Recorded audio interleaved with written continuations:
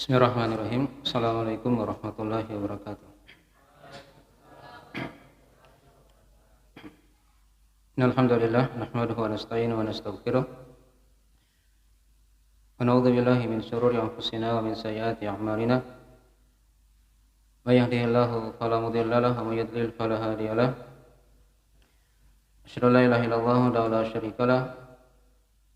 Wa asyhadu anna Muhammadan abduhu wa rasuluh sallallahu alaihi wa ala alihi wa sahbihi wa man tabi'ahum bi ihsan ila yaumiddin, amma ba'd. Ma'asyiral ikhwani fillah, azanillahu wa iyyakum rahimani wa rahimakumullah. Baik, pada malam hari ini insyaallah taala kita akan lanjutkan dari pembahasan kita mengkaji kitab Talqin Ushulil Aqidah lil Ammah. Talqin pokok-pokok akidah untuk umum yang dikarang oleh Syekh Muhammad bin Abdul Wahhab An-Najdi rahimahullahu taala. Ya. Sudah kita terangkan pada pertemuan sebelumnya dari pendahuluan buku ini. Sebagian pendahuluan sudah kita baca ya. Di antaranya sudah diterangkan tentang judul buku. Itu talqin dan kata usul serta kata al-aqidah. Ya. Talqin sudah kita bahas ya. Talqin itu secara bahasa atau maknanya apa? Siapa yang tahu? Ayo, sudah dibahas. Talqin. Apa itu talqin? Hah?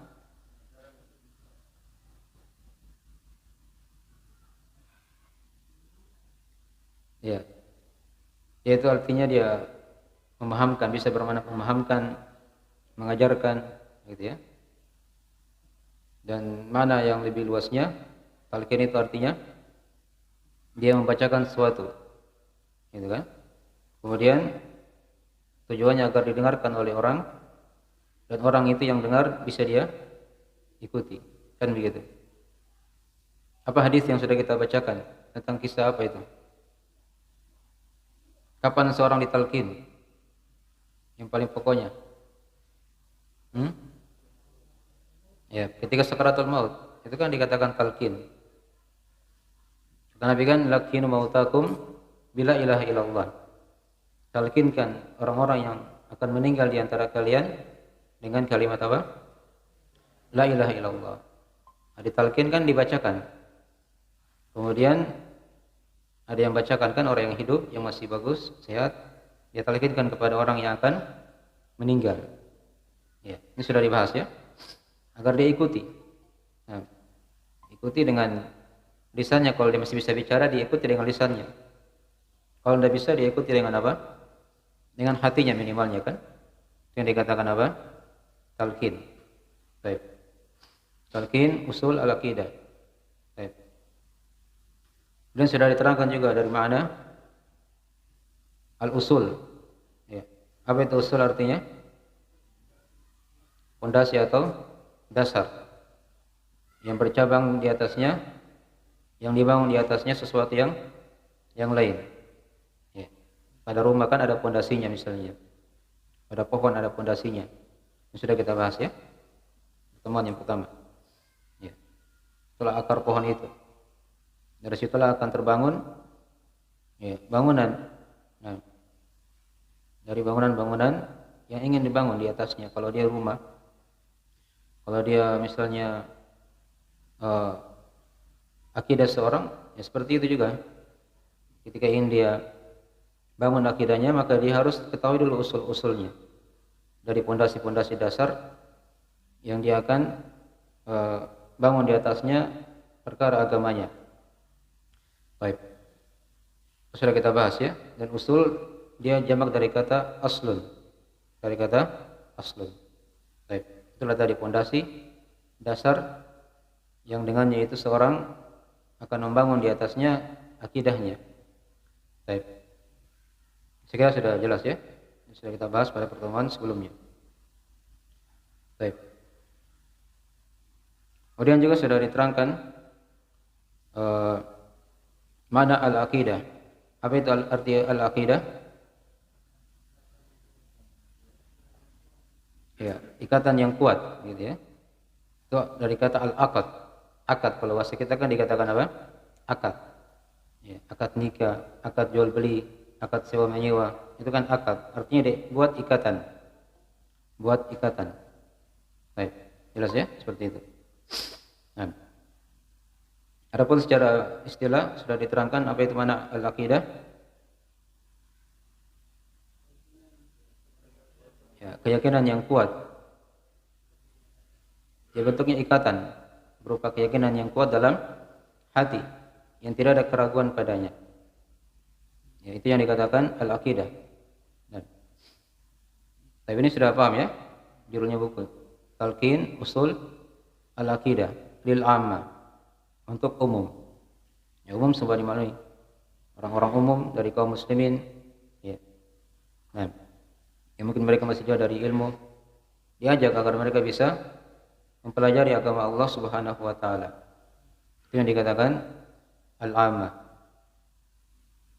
Baik. Itu sudah kita bahas dari pembahasan judul buku ini. Kemudian juga sudah kita bahas dari biografi penulis buku. Ya, siapa pengarang buku ini? Syekh siapa? Ya, Syekh Muhammad bin Abdul Wahhab bin Sulaiman At-Tamimi An-Najri rahimahullahu taala. Sebagian cetakan hanya ditulis Syekh Muhammad bin Sulaiman. Nah, itu ada hikmahnya kan? Karena memang ini buku untuk umum. Yang sampai ada yang bingung lagi, kenapa di buku yang lain ditulis Syekh Muhammad bin Abdul Wahhab, di buku yang lain ditulis Syekh Muhammad bin Sulaiman. Karena beliau ini arahnya untuk orang umum, maka namanya dinisbahkan kepada kakeknya begitu. Ini sudah diterangkan ya apa hikmahnya dari pelajaran. Ya, karena tersebar fitnah ketika itu ya. Orang-orang yang benci kepada dakwah beliau itu menggelari beliau dengan nama Wahhabi. Ya. Jadi kalau dikatakan bin Abdul Wahhab, ini seorang akan kadang dia menjauh darinya. Karena sudah terlanjur tersebar di tengah manusia hal-hal yang jelek tentang beliau. Ya. Padahal beliau dari ulama yang dikatakan pembaharu umat ini di abad yang ke-12, yang menyebarkan ilmu agama, ya, menanamkan tauhid, merantas kesyirikan, menegakkan sunnah, memberantas bid'ah. Ya. Yang beliau ajarkan adalah agama sama dengan agama para ulama sebelumnya. Yang demikianlah musuh Nabi dan Rasul itu selalu ada. Demikian pula musuh para ulama setiap masa itu ada, dari kalangan jin dan manusia. Nah, mereka bersatu padu untuk menghalang-halangi dakwah dari agama Allah Subhanahu wa taala. Baik. Itulah muncul gelar-gelar yang kayak seperti yang sudah diterangkan tadi itu. Nah, sudah kita baca dari biografi beliau ya, ringkas. Dia dari ulama dari yang hidup di abad ke-12 Hijriah. Nah, dan termasuk dari pembaharu umat ini. Dan buku-buku beliau sangatlah banyak. Yang sudah sering kita kenalkan adalah buku Al-Usul Ats-Tsalatsa misalnya kan, atau salah satu usul untuk fondasi agama juga. Nah, kemudian juga sudah sering kita dengarkan ada Al-Qaidul Arba'ah misalnya kan, 4 kaidah pokok seputar masalah tauhid. Itu jadi antara karangan beliau. Ada juga buku Kitabut Tauhid. Ya. Ada buku Kasyfus Syubhat misalnya. Nah, menyingkap syubhat-syubhat. Ada buku misalnya Masailul Jahiliyah. Diterangkan masalah-masalah jahiliyah yang hendaknya dijauhi oleh umat ini. Ya. Banyak buku-buku beliau. Di antaranya yang kita kaji juga ini adalah di antara karangan beliau, Talqin Usul Al-Aqidah. Yang sebenarnya buku ini sebenarnya isinya adalah Usul Ats-Tsalatsa juga. Adalah Usul Ats-Tsalatsa. Tapi kita akan terangkan sebentar ya dari gambaran global buku ini. Baik. Hanya beliau pakai bahasa yang lain, ya, pakai bahasa yang lain. Dan memang buku Usul Ats-Tsalatsa itu beliau ada beberapa model ya beliau karang. Ini dari perhatian beliau kepada 3 pondasi agama. Nah, yang kita akan terangkan juga nanti insyaallah taala apa manfaat seorang mempelajari 3 pondasi agama itu. Jadi yang terkenal kan yang sudah sering kita dengar itu kan buku apa? Kitab Salah Satu Usul. Itu yang paling terkenalnya kan. Dia namanya Salah Satu Usul. 3 pondasi. Ya. Jadi kalau dikatakan Salah Satu Usul, itu dia isinya 3 pondasi agama. Tapi di sebelumnya itu ada beberapa pendahuluan-pendahuluan. Ya. Beliau kasih dengan beberapa muqaddimah sebelum masuk di 3 pondasi agamanya, begitu ya. Itu kalau judul yang dikatakan apa? Salah Satu Usul. Itu yang sering dikaji oleh banyak dari para guru kita misalnya kan. Ya. Nanti setelah dibawakan beberapa pendahuluan baru masuk di 3 pondasinya. Nanti di akhirnya juga ada penutupan. Jadi agak komplit kalau kitab itu ya. Hanya agak panjang kalau kita mau baca. Ya, nanti akan ada tahap berikutnya. Insyaallah taala akan dibuka buku itu. Baik. Kemudian yang kedua ada yang namanya Al-Usul Ats-Tsalatsa. Ya. Ini juga intinya juga 3 pondasi agama. Tapi judulnya apa? Al-Usul Ats-Tsalatsa. Ya.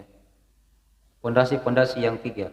Nah, kalau ini dia langsung, dia tidak pakai pendahuluan, langsung diterangkan 3 pondasi agama di situ. Ya, tanpa pendahuluan, tanpa penutup. Sama dengan buku ini juga. Ini juga intinya, isinya adalah Al-Usul Ats-Tsalatsa juga sebenarnya. Hanya beliau kasih judul lain. Ya, judulnya Talqin Usul Al-Aqidah.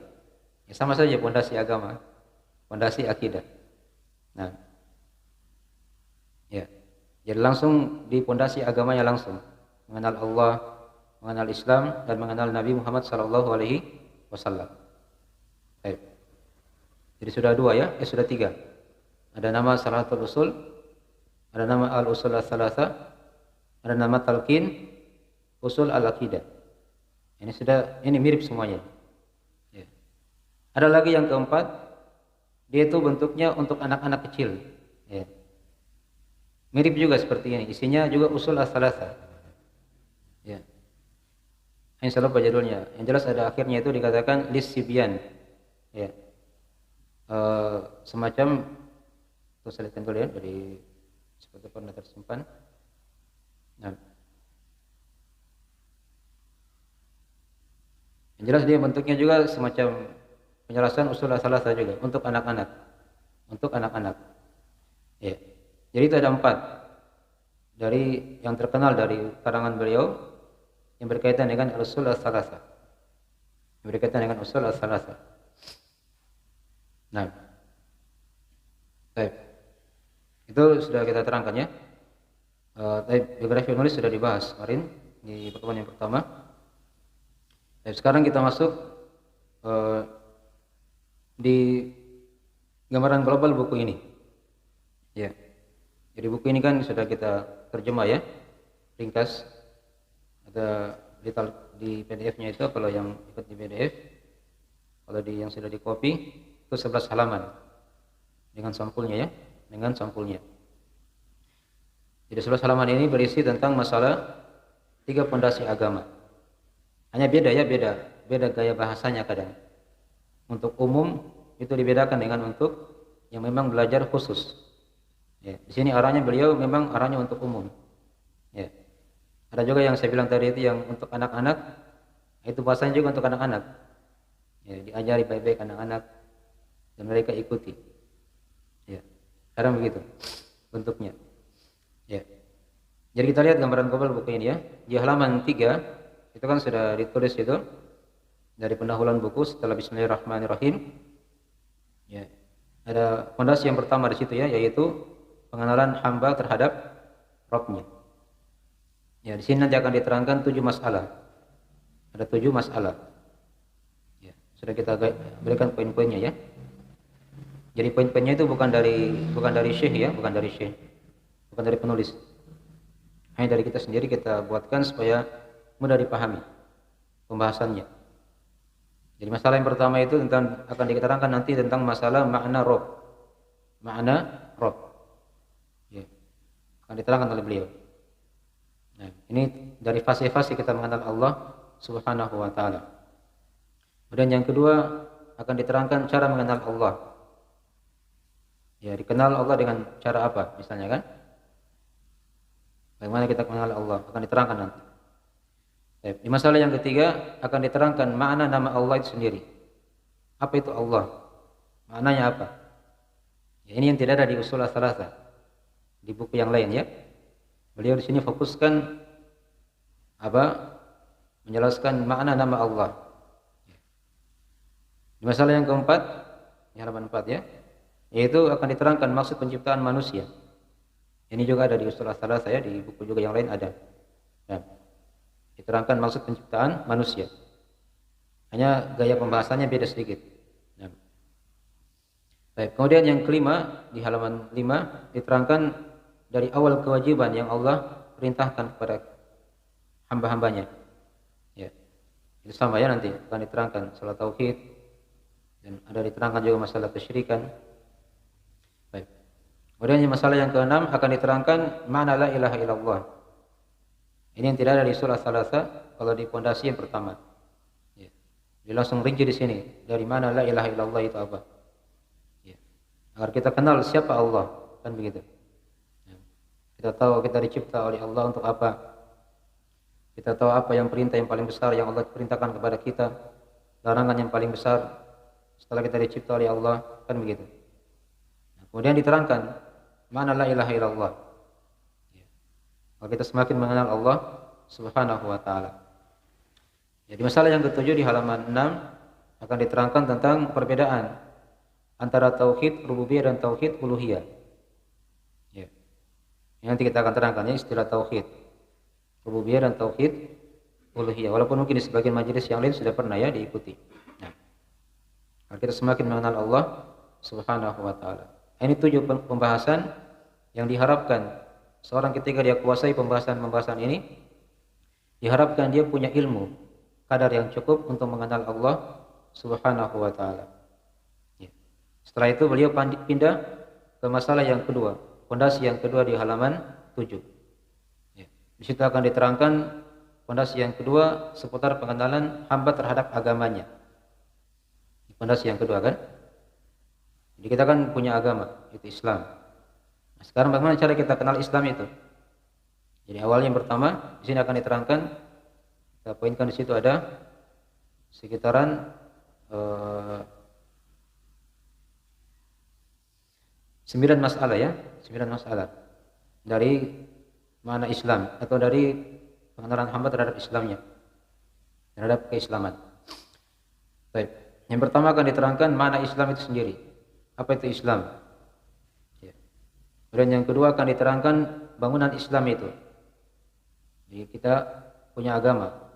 Maknanya apa Islam itu? Kemudian akan diterangkan bangunan Islam. Agama kita dibangun di atas apa? Kan begitu. Kemudian yang ketiga akan diterangkan lagi tentang masalah syahadat la ilaha illallah. Dia ulangi lagi di sini. Ini penting sekali ya. Mengulangi tentang syahadat la ilaha illallah. Ya, sebagai rukun Islam yang pertama kan? Kemudian akan diterangkan juga di masalah yang keempat tentang dalil syahadat Muhammad Rasulullah. Itu syahadat yang kedua kan? Beliau akan terangkan juga nanti. Ini masih rukun Islam yang pertama. Masalah yang kelima beliau akan terangkan tentang dalil tentang syarat diterimanya ibadah. Ini penting juga nanti ya. Kita beribadah itu apa syarat-syaratnya supaya diterima? Kan begitu. Sekaligus beliau akan terangkan juga tentang kewajiban salat dan zakat, walaupun ringkas. Nah, itu sudah 3 rukun kan? Syahadat, salat, dan zakat. Di masalah yang keenam masih di halaman 8 akan diterangkan masalah puasa. Dalil kewajiban puasa itu apa? Jadi puasa Ramadan kan dimaklumi. Di masalah yang ketujuh akan diterangkan masalah dalil kewajiban haji. Ini rukun Islam yang kelima. Rukun Islam yang kelima sudah. Jadi selesai rukun Islam. Secara ringkas diterangkan dengan dalilnya dari Al-Quran Al-Karim. Dan kemudian di masalah yang ke-8 akan diterangkan rukun iman. Beliau di masalah rukun iman ringkas ya. Beliau ringkas. Ya. Karena memang ini agak orang kalau masuk di keimanan itu dia lewati dulu pondasi atau tingkatan yang pertama dari agama yaitu keislaman. Itu kan tahap untuk orang umum. Pahami dulu itu meluas, situ baru walaupun ringkas ya belum terlalu meluas ya, baru dia masuk di keimanan. Ya, iman beliau hanya bahas ringkas saja. Beliau tidak bawakan ayat-ayatnya begitu karena ini beliau pandang untuk umum. Beliau tekankan dulu di masalah keislaman tadi itu. Setelah dia paham keislaman baru naik ke keimanan. Walaupun ringkas akan diterangkan. Rukun iman itu kan ada 6, akan diterangkan di situ ya. Iman dan sekaligus bangunannya. Kemudian yang kesembilan akan diterangkan mana ihsan. Ya, beliau juga di pembahasan ihsan beliau ringkas juga, tidak terlalu panjang. Karena memang ini lebih sedikit lagi di situ manusia. Ya sampai pada derajat apa? Ihsan. Kalau Islam banyak. Kalau iman sudah mulai sedikit. Naik lagi di ihsan itu makin sedikit. Nah. Baik. Ini dari tingkatan agama kita ya. Ada Islam, ada iman, ada apa? Ihsan. Ya, sampai di situ selesai sudah pondasi yang kedua. Dipaham ya? Nah, dengan ini dia dianggap kalau dia pahami masalah-masalah ini diharapkan dia bisa mengenal Islam dengan baik. Ya, sebagai bekal dia nanti ya ketika masuk di alam kubur.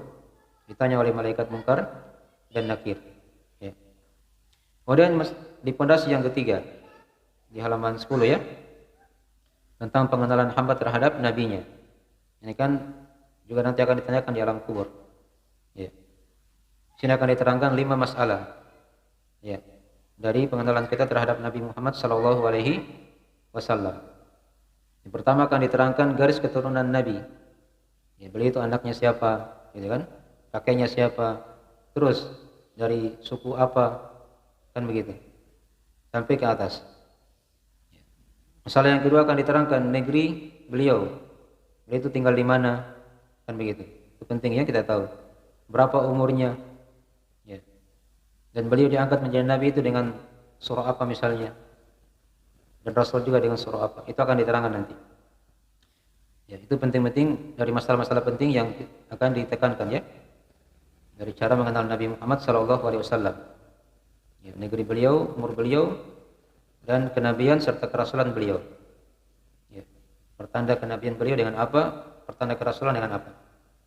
Ya, masalah yang ketiga akan diterangkan dari wafatnya Nabi kita. Ya, ini ringkas saja beliau ya, tidak terlalu luas. Beliau terangkan. Ini hanya penjelasan kadar cukup saja. Seorang bisa mengenal Nabi Muhammad SAW. Ya. Wafat beliau, di mana beliau wafat, ya, dan seterusnya akan diterangkan nanti. Ya. Dalilnya apa? Beliau akan meninggal. Ya. Dan akan diterangkan di situ bagaimana keadaan agama beliau setelah beliau meninggal. Sallallahu alaihi wasallam. Kemudian di masalah yang keempat, masalah yang keempat ini sebenarnya bukan perkara yang berkaitan dengan pondasi yang ketiga ya. Di sini berkaitan dengan rukun iman sebenarnya. Beliau tekankan di situ masalah penetapan hari kebangkitan. Ya, kenapa beliau ikutkan ini masalah hari kebangkitan di akhir buku ini? Itu karena di masa beliau ada orang-orang yang mengingkari hari kebangkitan. Ada pemahaman ya akidah di tengah manusia. Kalau sudah mati itu mati, selesai urusan, kan begitu. Mereka tidak ada lagi pikiran ada alam kubur, ada hari kiamat. Itu ada pemahaman seperti itu. Ya. Bahkan di masa sebelum kita itu ada partai yang bernama dengan partai apa? Al-Ba'ats. Ya, partai kebangkitan. Ya. Bukan di negeri kita ya, kita bicara ini di negeri yang lain. Ya. Partai Al-Ba'ats. Itu memang maknanya kebangkitan, tapi arahnya itu mengingkari hari kebangkitan. Seperti itu. Ya. Itu ada dulu di Irak ya. Nah, tapi sudah musnahkan. Nah, partai Al-Ba'ats itu. Arahnya seperti itu. Dia mengingkari hari kebangkitan. Baik. Kemudian yang keenam, yang kelima nanti akan diterangkan hukum mengingkari hari kebangkitan. Yang tadi. Jadi ini dua masalah ini berkaitan dengan rukun iman sebenarnya. Beliau buatkan dua masalah Karena ini penting untuk membantah orang-orang yang mengingkari hari kebangkitan. Baik. Jadi ini gambaran global ya, buku yang kita akan kaji. Nah, gambaran global buku yang kita akan apa? Yang kita akan kaji. Jadi intinya tadi kan sudah diterangkan ya. Jadi antum baca judul-judulnya itu kan pembahasannya, itu perputarannya nanti pembahasan masalah usul as-salasah sebenarnya. Ya. Cara kita mengenal Allah, cara kita mengenal Islam, dan cara kita mengenal Nabi Muhammad SAW. Ya. Itu inti pembahasannya. Ya. Sekarang mungkin yang jadi masalah apa tujuannya kita mempelajari usul as-salasah? Ini penting ya kita tahu. Apa tujuan kita? Manfaat seorang mempelajari apa? Al-usul as-salasah ini penting sekali. Ya. Sini kita akan terangkan ada beberapa hikmah ya pelajaran seorang mempelajari al-usul as-salasah. Ini jarang kadang diterangkannya oleh sebagian yang menjelaskan buku ini. Baik. Sini kita akan terangkan ada 6 dari manfaat seorang mempelajari al-usul as-salasah. Manfaat yang pertama, dia akan dapatkan di dunia. Jadi usul salasah ini bisa didapatkan manfaatnya di dunia, di alam kubur, dan di akhirat nanti. Kalau dia pahami al-usul salasah ini, 3 pondasi agama ini, ya, dia akan dapatkan manfaatnya di dunia, di alam kubur, dan di akhirat. Nah, sekarang kita masuk dulu di dunia ya. Kita kan sekarang berada di alam dunia. Apa manfaatnya seorang dia ketahui al-usul salasah di dunia ini? Ya. Di antara manfaatnya agar dia bisa merasakan manisnya keimanan. Bisa merasakan manisnya keimanan. Itu diterangkan dalam hadis riwayat Imam Muslim. Nah, di mana kata Nabi sallallahu alaihi wasallam, "Dzaqa ta'mal iman. Man radiya billahi rabba wa bil islami dina wa bi Muhammadin rasulah." Ya. Kata Nabi sallallahu alaihi wasallam akan merasakan manisnya keimanan. Siapa itu? Kata Nabi, man radiya billahi rabba. Siapa yang ridho Allah sebagai Rabb-nya. Ya. Nah, wabil islami dina, dan dia ridho Islam sebagai agamanya. Wabi Muhammadin rasulah, dan dia ridho Muhammad sebagai rasulnya. Apa ini? Dia ridho Allah sebagai agamanya, Islam sebagai apa? Allah sebagai Rabb-nya, Islam sebagai agamanya, Muhammad sebagai rasulnya. Apa ini? Usul as-salasah kan? 3 pondasi agama. Ya. Siapa yang ridho kepada itu, maka dia akan merasakan manisnya keimanan. Akan enak hidupnya begitu kan? Dalam keimanan. Walaupun dia mungkin banyak kekurangan dari sisi harta, hal-hal yang lain. Ya, kalau dia ridho Allah sebagai Rabb-nya, Islam sebagai agamanya, dan Muhammad sebagai rasulnya, maka dia akan merasakan manisnya keimanan. Nah, di sini kata para ulama, diterangkan oleh Imam An-Nawawi rahimahullah taala, bagaimana caranya dia bisa ridho Allah sebagai Rabb-nya, Islam sebagai agama, Muhammad sebagai rasulnya. Nah, dengan cara dia pelajari usul as-salasah. Dia pelajari 3 pondasi agama ini. Paham ya? Nah, tidak akan mungkin dia bisa ridho kalau dia tidak kenal Allah. Ya. Dia tidak kenal Islam, dia tidak kenal Nabi Muhammad SAW. Ya. Ini manfaat yang pertama. Agar seorang bisa merasakan manisnya keimanan. Baik. Manfaat yang kedua diterangkan juga oleh para ulama. Ini masih di dunia ya. Dapatkan seorang hamba ketika dia di dunia, berada di dunia. Nah, manfaatnya yaitu agar dia bisa diampuni dosa-dosanya oleh Allah Subhanahu wa taala. Nah, itu diterangkan dalam kisah atau tentang hadis doa setelah azan. Doa setelah azan. Yang paling terkenal kan Allahumma rabb hadhihi ad-da'wati at-tammah was-salatil qa'imah ati Muhammadan al-wasilata wal fadilah sampai akhir kan? Itu satu doa. Ada doa yang lain. Ya. Doa yang lainnya diterangkan dalam riwayat Imam Muslim juga. Di situ kata Nabi sallallahu alaihi wasallam dari hadis Sa'ad bin Abi Waqqas radhiyallahu taala anhu. Gimana kata Nabi sallallahu alaihi wasallam, "Man qala hina yasma'ul adzan, asyhadu an la ilaha illallah wahdahu la syarikalah wa anna Muhammadan abduhu wa rasuluh." Ini panjang doanya ya. Nah, raditu billahi rabba wa bi Muhammadin rasulah wa bil islami dina. Ghufira lahu dzambuhu. Ya. Kata Nabi, man qala hina yasma'ul adzan. Siapa yang membaca doa ini, yang berdoa ketika dia mendengarkan apa? Azan.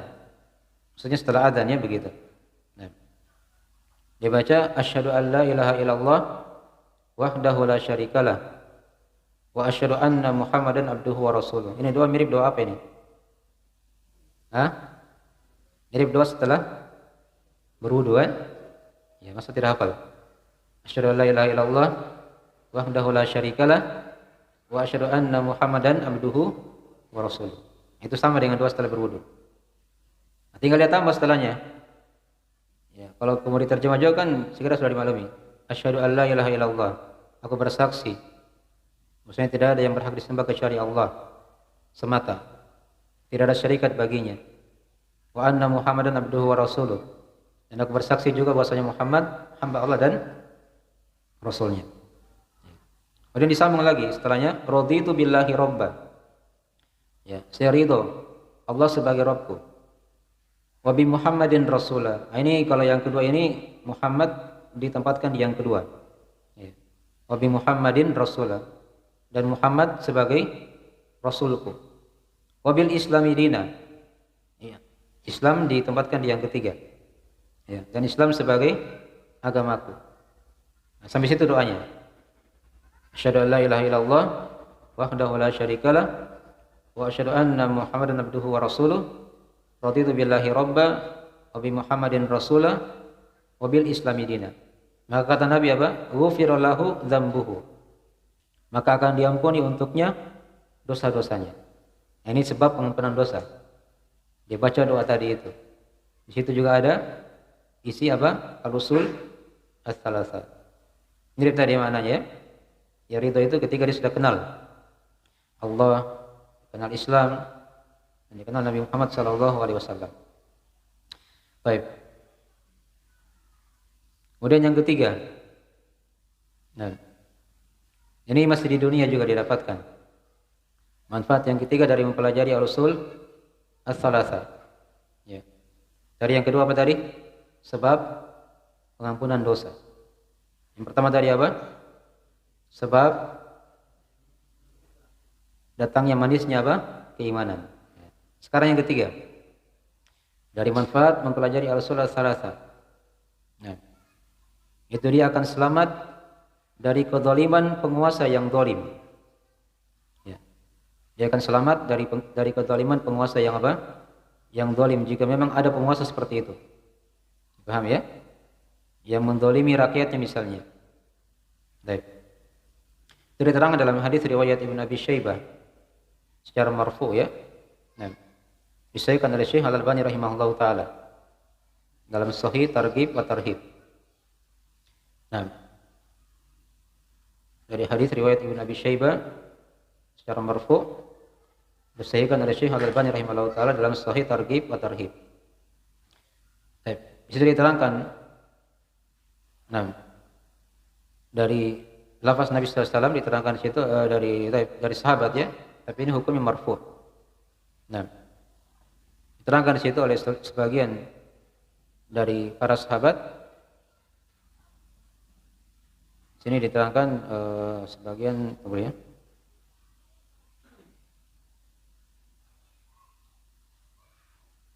Athar Abu siapa ini?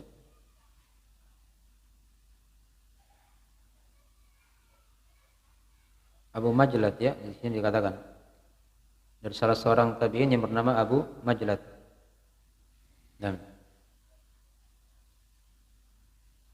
Dan dia bertemu dengan salah seorang sahabat yang bernama Lahik ibn Humaid. Baik. Lahik bin Humaid ini berkata, radhiyallahu ta'ala anhu, beliau berkata di situ. Nah, man khafa min amiri zulman faqala raditu billahi rabba wa bil islami dina wa bi Muhammadin sallallahu alaihi wasallam nabiyya wa bil qur'ani hukman wa imaman najjahu Allahu minhu. Ya. Kata sahabat ini, man khafa min amiri zulman, siapa yang khawatir dari pemimpin yang zalim, dari kezaliman pemimpin, begitu ya. Kemudian dia berkata di situ, sama tadi istrinya usul selasa juga, raditu billahi rabba wa bil islami dinan, saya ridho Allah sebagai Rabb, Islam sebagai agamaku, wa bi Muhammadin sallallahu alaihi wasallam nabiyan. Nah, di sini dia beda. Kalau tadi kan rasulan, di sini apa? Nabiyan. Wa bi Muhammadin sallallahu alaihi wasallam, pakai sallallahu alaihi wasallam ya, nabiyan. Ya. Saya ridho Muhammad sallallahu alaihi wasallam sebagai nabiku. Ada tambahan yang keempat, wabil Qur'ani hukman, dan terhadap Al-Quran saya ridho juga sebagai hukum dan imaman, sebagai pedomanku, begitu. Ya. Maka kata sahabat ini, najjahullahu min, maka Allah akan menyelamatkan orang ini dari kezaliman penguasa tadi itu. Kezaliman apa? Penguasa. Baik. Ini sudah 3 ya. Nah, dari manfaat mempelajari al-usul ats-tsalatsah. Baik. Ini masih agak panjang ini. Baru 3 kita terangkan. Saya terangkan semua mungkin sampai jam 7:30 ini. Gimana? Hah? Saya terangkan semua? Apa tadi 3 keutamaan di dunia? Pertama tadi apa? Sebab merasakan manisnya keimanan. Ya. Yang kedua, sebab pengampunan dosa. Yang ketiga, sebab keselamatan dari penguasa yang zalim. Ya. Baik. Sekarang yang keempat. Ini yang dia akan dapatkan di alam kubur. Yang dia akan dapatkan di mana? Di alam kubur. Ini diterangkan dalam hadis Al-Bara bin Azib, riwayat Ahmad dan selainnya, Ashabus Sunan ya. Yang sering kita dengarkannya tentang kisah apa itu? Pertanyaan di alam kubur. Jadi kan di alam kubur itu kan ada 2 macam yang masuk. Ada muslim, ada apa? Kafir. Kalau dia beriman dan mengetahui usul ats-tsalatsah ini, maka dia akan dimudahkan oleh Allah untuk menjawab pertanyaan di alam kubur. Ya. Diterangkan potongan hadisnya, diterangkan di situ. Ya. Kalau dia seorang muslim yang beriman, dikatakan di situ fayatihi malakani. Ya. Nah, akan datang kepadanya 2 malaikat. Fayujlisanihi, dan dia akan dudukan orang ini. Jadi tadi masih baring, di lahatnya didudukkan oleh para malaikat. Didudukan oleh 2 malaikat ini. Fayakulanilah, maka 2 malaikat ini akan bertanya kepadanya, man rabbuk, siapa Rabbmu? Ya. Hamba ini akan menjawab apa? Fayaqul rabbi Allah. Ya, Rabbku adalah Allah. Soal yang pertama. Soal yang kedua, fayakulanilah ma dinuk. Ya. Apa agamamu? Maka dia menjawab apa? Dini al-Islam. Fayaqulu dini al-Islam. Agamaku adalah Islam. Soal yang kedua. Soal yang ketiga, fayakulanilah man nabiyyu. Ya, siapa nabimu? Nah, atau diterangkan di riwayat yang lain dikatakan di situ, di sini, mahadar rajul alladzi bu'itsa fikum. Siapa lelaki yang diutus kepada kalian? Ya. Siapa lelaki yang diutus kepada kamu? Nah, maka kalau dia seorang mukmin yang beriman, maka dia akan menjawab apa? Huwa Rasulullah. Ya. Huwa Rasulullah. Dia adalah Rasulullah. Ya. Ini intinya apa ini? Usul ats-tsalatsah kan? Ya. Siapa Allah? Ya. Apa itu Islam? Dan siapa Nabi kita? Baik. Diterangkan di situ manfaatnya. Kalau dia sudah bisa berhasil menjawab, diterangkan di hadis yang panjang itu ya. Dia akan diberikan nikmat oleh Allah di alam kubur, diluaskan kuburannya, didatangkan yang menemaninya dari amalannya berupa bentuk orang juga seperti dia, ya, disuruh istirahat, ya, dan ditampakkan padanya celah dari apa?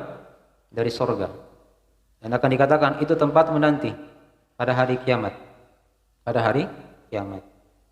Itu kalau dia orang yang beriman. Kalau orang yang kafir, sebaliknya, sama juga tadi datang malaikat, didudukkan juga dia, ditanyakan juga tiga perkara tadi itu kepadanya, ya.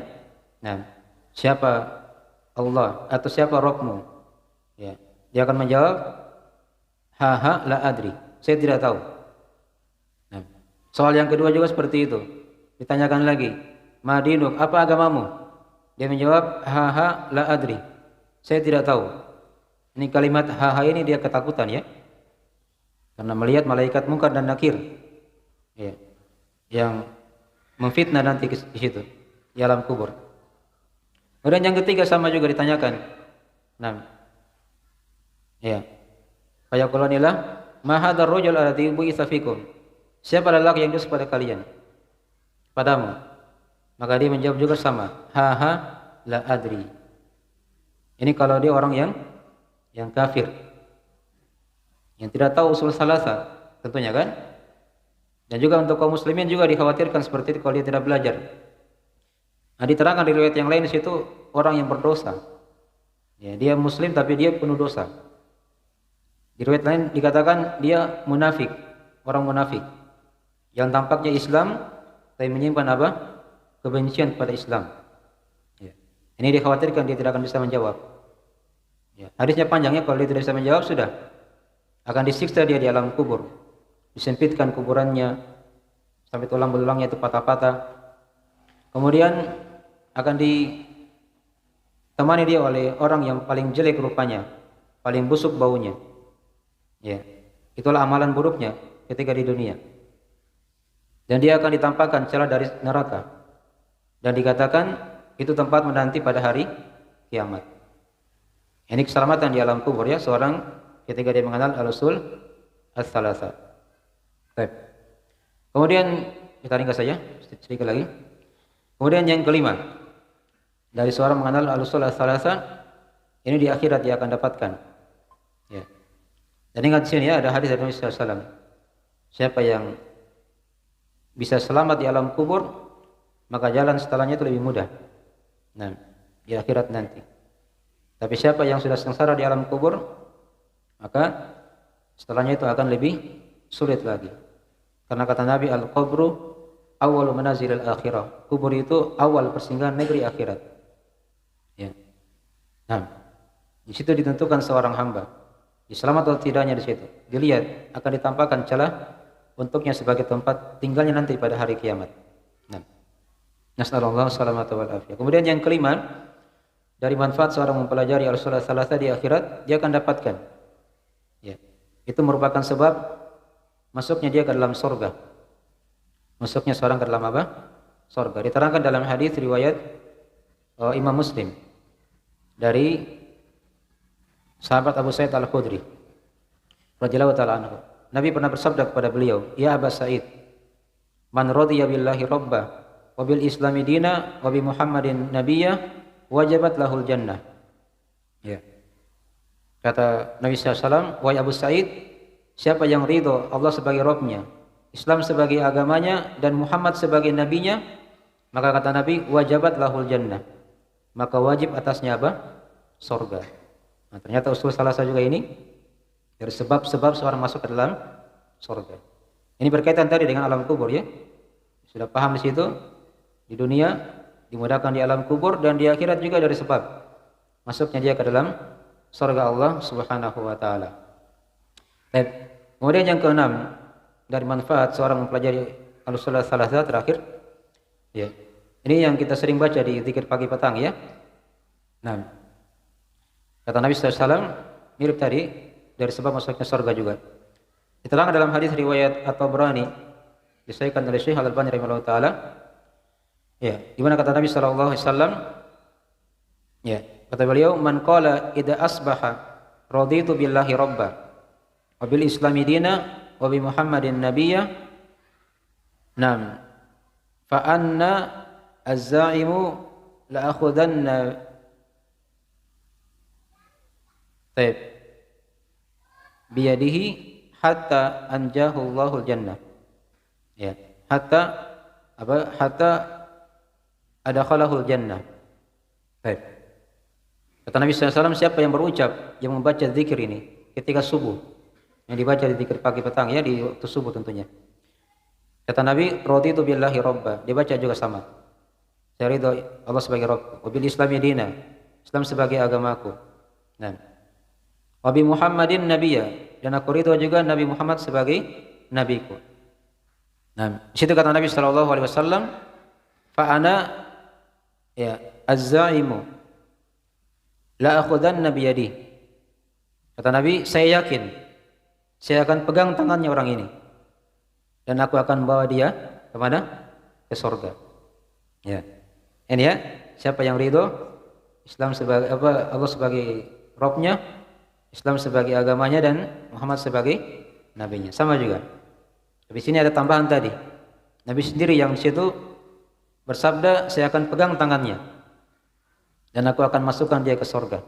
Ya, tentunya dengan izin Allah Subhanahu wa taala tentunya ya. Baik. Maka ini dari manfaat-manfaat ya seorang mempelajari al-usul ats-tsalatsa. Di alam kubur itu sebab keselamatan nanti. Dan di negeri akhirat juga merupakan sebab seorang masuk ke dalam surga Allah Subhanahu wa taala.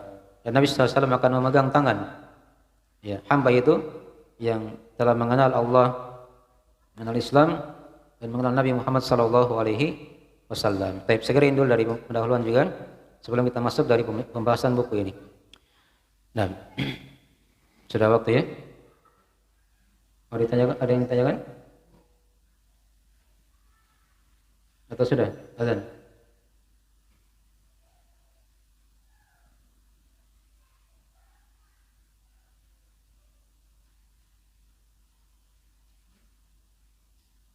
Ya silakan kalau ada yang bertanya, satu dua. Kalau tidak ada kita tutup saja. Ya silakan.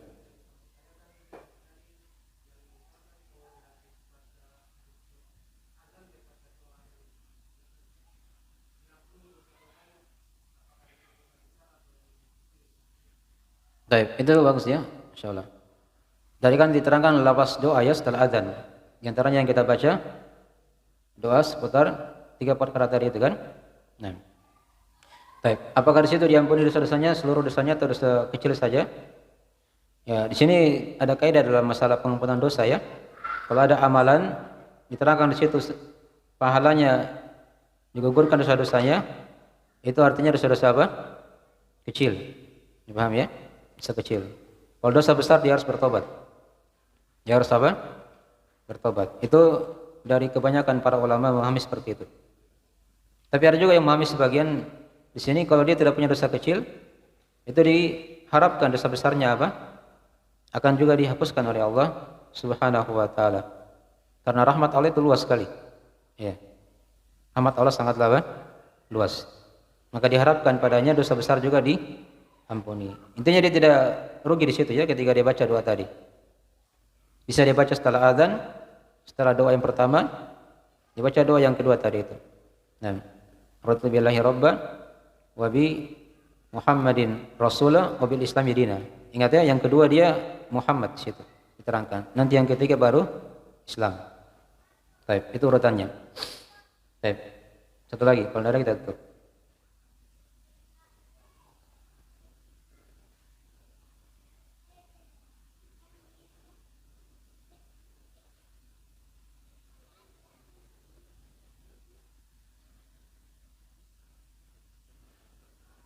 Ya sudah ya, sudah lewat waktunya ini. Lewat hampir setengah jam. Baik, segera itu dulu sebelum manfaatnya. Bila ada kekurangan mohon dimaafkan ya. Insyaallah taala kita lanjutkan dari pembahasannya di pertemuan pekan depan ya. Baik. Subhanakallahumma wa bihamdik, asyhadu an la ilaha illa anta, astaghfiruka wa atubu ilaik. Assalamualaikum warahmatullahi wabarakatuh.